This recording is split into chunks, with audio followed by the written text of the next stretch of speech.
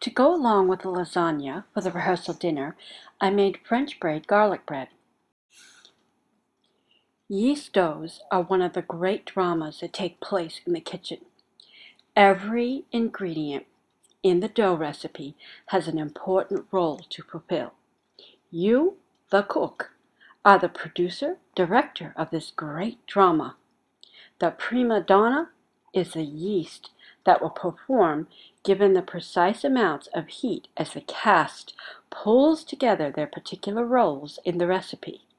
When she is surrounded by the entire cast members, her glorious performance takes center stage. She does not perform well in a drafty dressing room and is very particular about her performance, so the temperature must be just right, not too hot. Because yeast is a living organism, it responds to a precise temperature. Yeast is activated at about 50 degrees and is best between 78 and 82 degrees, but begins to die around 120 degrees and is rendered useless after 143 degrees.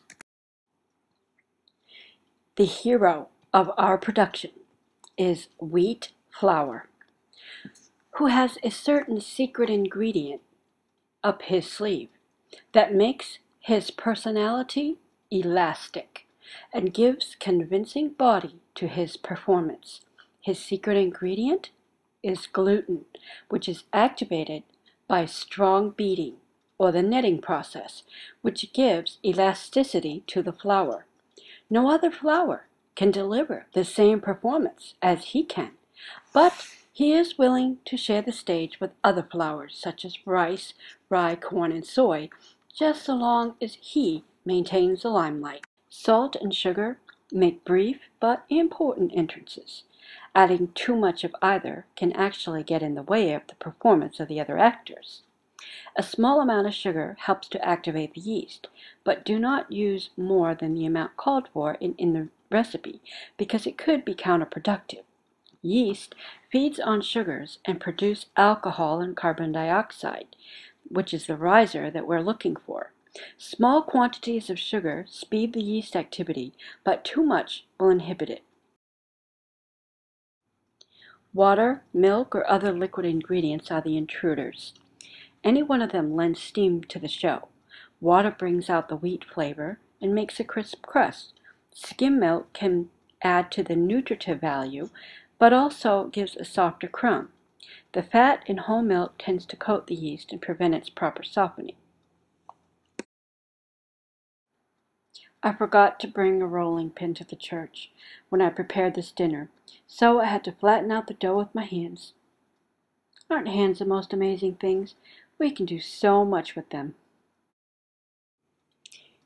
You will find a great short video on my blog site, www.youfixitmom.com. This video has more tips about working with yeast doughs, and no, it's not on YouTube because I wanted to add music, so you just have to go to my website to see it. Look for the article titled Kitchen Drama. You'll find it on Mom's blog. These strips are kind of thin. They would have been much better thicker. To braid, you alternate from the outside strips, pulling them under and into the center position, right, left, until you come to the end. If the dough is dry enough and the board lightly floured, you should not have any trouble with it sticking to itself. When I'm mixing the dough, I test it for stickiness. If when I touch the dough and it sticks to my fingers, I add a little more flour until I have a nice firm dough. There's nothing more frustrating than working with very sticky dough. But be careful not to overdo adding too much flour or the dough will become too dry. The braids can be reshaped to be shorter to fit the pans you have available. The pans should be greased. You can also allow the dough to rise to allow the braids to get a little thicker before you bake them. Want to see that braid one more time? I'll speed up the film. Pull the left strip under to the center, then the right under to the center. Keep repeating the process until you get to the end. Before baking the braids, melt some butter and brush a little butter on top of them. Then sprinkle them with garlic powder and some parsley flakes. Bake at 350 degrees until golden brown, approximately 20 to 25 minutes. I like how I rolled the dough at home. It made a much thicker braid. But when I was preparing them for the big dinner, I was thinking of all those people I had to feed.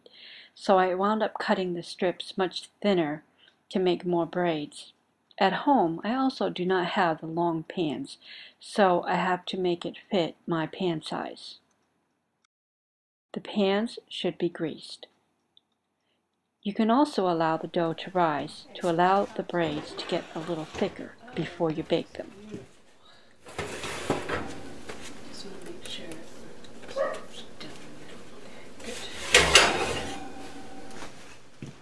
People love home-cooked breads. I mixed up 2 batches of my regular dough. You will find the complete recipe on my blog site, www.youfixitmom.com. Look for dinner rolls among Mom's recipe menu. That recipe is my prize-winning recipe. Place it on a cooling rack. Don't you just love the way that slid right off that stone? I love the stone. It's my favorite cooking pan. I wish I had all stones.